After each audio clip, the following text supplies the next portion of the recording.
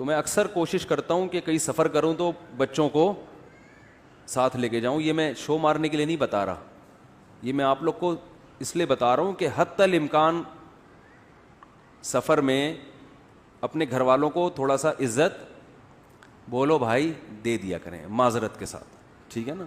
کہیں جائیں کریں گھومنے پھرنے یا کہیں تو لے جائیں ساتھ میں.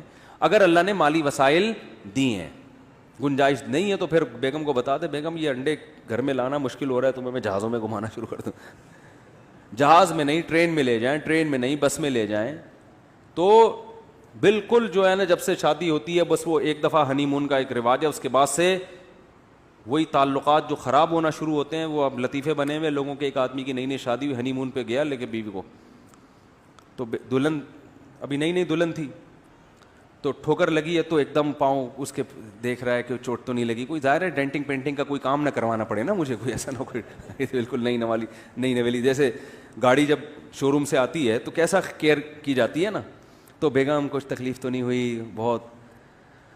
پھر 2-4 سال کے بعد دوبارہ کہیں سفر ہوا تو ٹھوکر لگی, اب تھوڑا سا اسٹائل کیا ہو گیا, چینج ہو گیا. بس اچھا ٹھیک, تھوڑا خیال کیا کرو.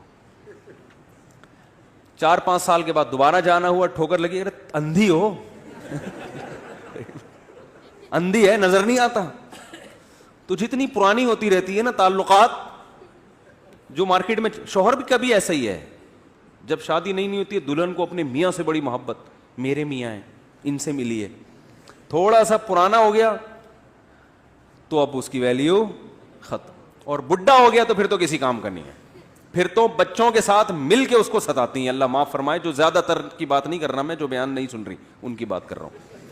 تو پھر تو بیٹوں کے ساتھ مل کے اس بڈھے کو جو تنگ کرتی ہیں نا, جو کیسز آتے ہیں پورا, کیونکہ اب نچوڑ لیا نا, خرچہ مکان بھی ہو گیا, سب ہو گیا, بچوں کی اب کس کام کا ہے بھائی تو, اب کس کام کا ہے. تو بیٹوں کے ساتھ مل کے وہ بیچارہ, اس کی عادت وہی ہوتی ہے پرانی آرڈر چلانے والی, مگر اب سننے والا کوئی نہیں ہوتا. پہلے تو آپ کے اس لیے بھی سنتے تھے بھائی آپ ناشتہ بھی آپ کی, ڈبل روٹی بھی آپ لے کر آئیں گے, انڈے بھی آپ لے کر آئیں گے, آپ کیا ہے بھائی تو بیٹھا ہوا ہے کھانس رہا ہے.